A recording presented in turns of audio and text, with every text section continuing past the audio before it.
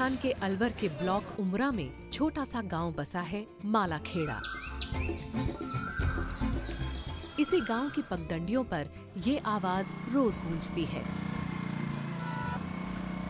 और फिर इस आवाज के साथ ही जैसे पुराने घिसे पिटे सामाजिक बंधनों को तोड़ती हुई हौसलों से भरी एक नई तस्वीर सामने आती है। बाइक पर सवार शान से गांव में निकलती मालाखेड़ा गांव की सरपंच सुषमा बैरवाल। मैं गांव मालाखेड़ा की सरपंच हूँ। मेरा नाम सुषमा है और ये मेरी कहानी है। आप सुषमा की उम्र पे ना जाइएगा।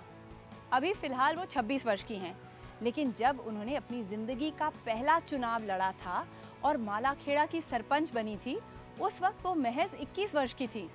सभी जानते हैं उनका अंदाज अनोखा है, लेकिन उनके लिए सब कुछ बना बनाया नहीं था। उन्हें भी पहाड़ चढ़ने पड़े थे, कठिनाइयों का सामना करना पड़ा था। बचपन से ही सुषमा देखती रहीं कि उनके गांव में और परिवार में पुरुष ही घर चलाते हैं, पुरुष ही फैसले लेते हैं और महिलाएं सिर्फ बच्चे पालती हैं।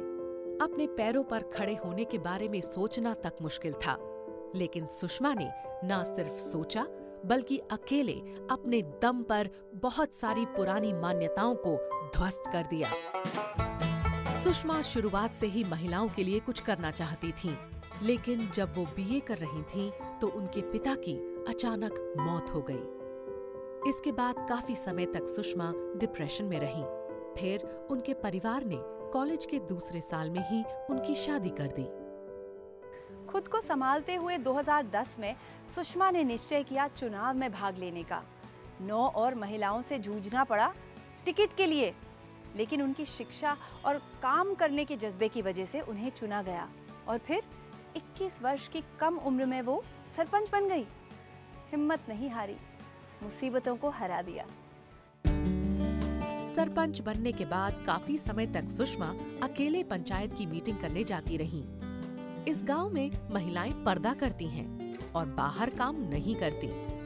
सुषमा की सबसे पहली कोशिश थी गांव की महिलाओं को अपने साथ जोड़ना। अपन तो उनके मजदूर है, अपन को तो काम देते हैं, हम तुमको देते हैं। मुझे देखकर मैं चाहती हूँ कि हमारे गांव की लड़कियाँ मैडम के पद चिन्हों पर चलें और एक अच्छा अपने तरीके पर अपना नाम कमाएं। और मैं पुरुषों से ये कहना चाहती हूँ कि महिलाओं को प्लीज घर में बंद कर ना रखें, बाहर निकालें, अपने आप में जीना सिखाएं। कई महीनों तक सुषमा हौसले के साथ डटी रहीं, कोशिश करती रहीं और फिर आखिरकार कोशिश रंग लाई। गांव की महिलाओं ने स्वयं सेवक समूहों की शुरुआत की। इसके बाद मालाखेड़ा गांव सरपंच सुषमा बैरवाल की अगुवाई में विकास के रास्ते पर चल निकला। ये वाला सीट पर कौन आएगा?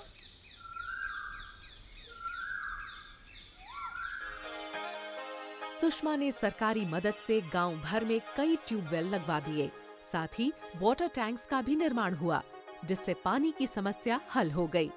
इसके बाद कच्चे रास्तों की जगह पक्की रोड दिखाई देने लगी। अब आसपास के गांव का भी मालाखेड़ा से जुड़ाव हो गया।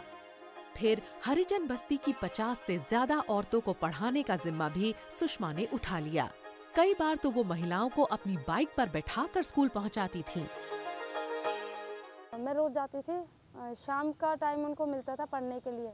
तो मैं शाम को ही उनको पर डे 2 घंटा 3 घंटा, इससे अधिक नहीं, क्योंकि वो एक गृहस्थी महिलाएं थी। अपने आप में एक ब्रिलियंट है खुद ही, और गांव को चला रही है। एक घर को चलाना मुश्किल हो जाता है, एक गांव को चलाना तो बहुत बड़ी बात होती है। उनको फिर भी शांतिपूर्वक उन्होंने अपने 5 साल के कार्यकाल को निकालते हुए कस्बे में काफ़ी विकास करवाए हैं। 5 साल में बहुत बड़ा विकास किया है। गांव में एक भी गली ऐसी नहीं जिसमें सीसी रोड नहीं बना है। सभी चारों में सब पानी की समस्या हो, जगह जगह टंकी बना दिए हैं, हैंडपंप लगा दिए हैं, कोई भी कमी नहीं छोड़ी। स्कूलों में टीचर की व्यवस्था करवाई है।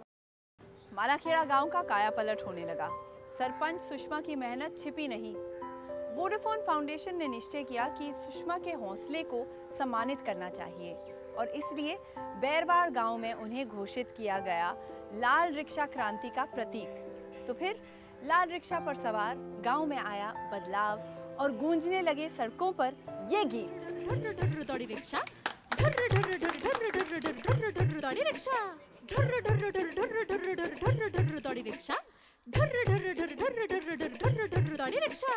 चटक मटक बंठन कर निकली लाल रंग लहराई, चटक मटक बंठन कर निकली लाल रंग लहराई, टाप टाप के ना। मालाखेड़ा में ये दिन उत्सव का था। वोडाफोन फाउंडेशन के सौजन्य से लाल रिक्शा में नए हौसले उड़ान भर रहे थे। मालाखेड़ा में डिजिटल सामुदायिक सूचना संसाधन केंद्र यानी DCIRC की शुरुआत की गई। इस समारोह में सुषमा के साथ वोडाफोन फाउंडेशन के अधिकारी और मेहमान के तौर पर वो लोग मौजूद थे जो पिछले कुछ सालों में सुषमा की मेहनत और लगन के गवाह रहे थे।